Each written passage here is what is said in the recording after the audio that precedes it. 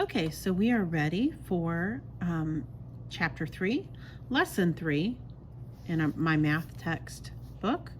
Our lesson today is Problem Solving Investigation Strategy, Estimate or Exact Answer. So to learn the strategy, we're going to do this problem together. To celebrate Arbor Day, Britta's school district planted trees. The high school students planted 1,536 trees. The elementary students planted 1,380 trees.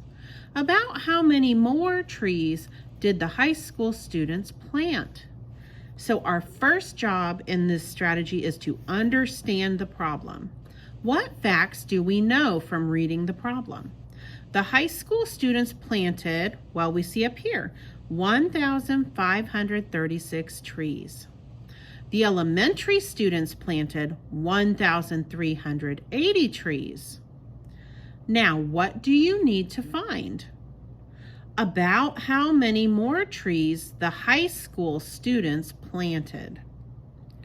All right, now we understand the problem. Now let's plan.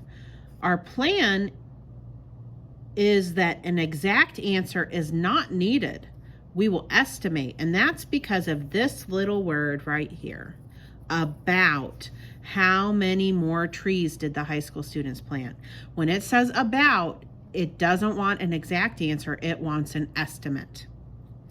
All right, number 3 is to solve. Now we need to solve. We will round each number. 1,536 rounds to 1,500, and 1,380 rounds to 1,400. Then subtract. 1,500 minus 1,400 equals 100. About 100 more trees were planted by the high school students. Now we need to check our answer just to make sure our math was right. Does your answer make sense? Explain. Yes, our answer does make sense because 1,400 plus 100 equals 1,500. And we got that from here. We added this number that we subtracted to what we found to be the difference. And this plus this equals this. So we know it's a reasonable answer. All right, let's turn the page to practice our strategy. All right, so let's read the problem.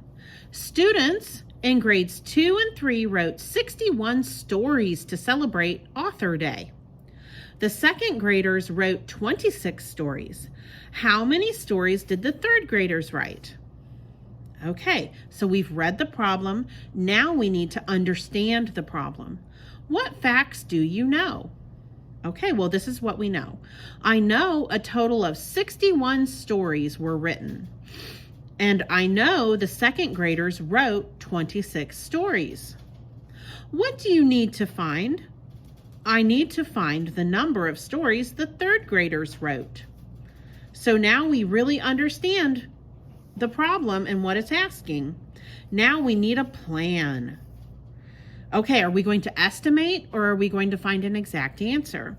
Nowhere in this problem do I see about how many or something like that. So an exact number is needed. I will subtract the number of stories written by the second graders from the total. So now we've planned what we're going to do. Now let's solve. All right, so we need to find 61 minus 26. And as you can see, I've already done the math because I showed you on the Google Meet earlier, but I'm gonna walk you through it again. So 61 minus 26. Well, you cannot subtract 6 from 1. You have to go next door and borrow one of those tens from the 6 tens. So now you just have 5 tens over here, and you bring that 1 10 over here and you break it up into 10 ones. And 10 ones plus 1 1 is 11 ones. So now you have 11 in the ones column, and you subtract. 11 minus 6 is 5. And now you have 5 tens. So 5 tens minus 2 tens is 3 tens. All right, now we need to check our math.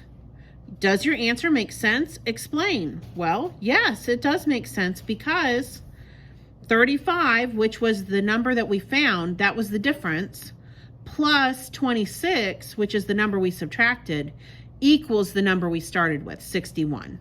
So 35 plus 26 equals 61. So we know we did the math right because 61 minus 26, we said, was 35. 35 third grade stories. All right, so that's the example. That's sort of our guided practice. And now we're ready for the independent practice problems. Now, hopefully you tried these on your own first because it doesn't help you to just write down Mrs. Siskar's answers. You need to really be able to, know how to do the problems.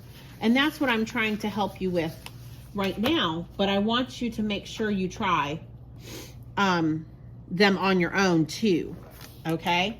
And then correct anything that you need correction or help with, and I'm happy to help. All right, so let's look at number 1 and apply the strategy. Determine whether each problem requires an estimate or an exact answer, then solve. All right, that's our directions. Now let's look. Michelle Ann cut 2 lengths of rope. One was 32 inches long, the other was 49 inches long. Will she have enough rope for a project that needs 76 inches of rope? Explain. Okay, so do we need an exact answer or an estimate here? Well, let's see. I don't see the word about how many or about in this problem at all. So I think we need an exact answer. So now we know that we're not estimating, we're finding an exact answer. All right, so it says one was 32 inches long and the other was 49 inches long. So first we need to write exact because we are not going to estimate.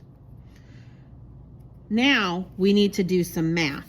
Now I'm going to use my margin. Let's see, I think I'll use my margin up here because there's some good space right here. And in order to see if the project needs 76 inches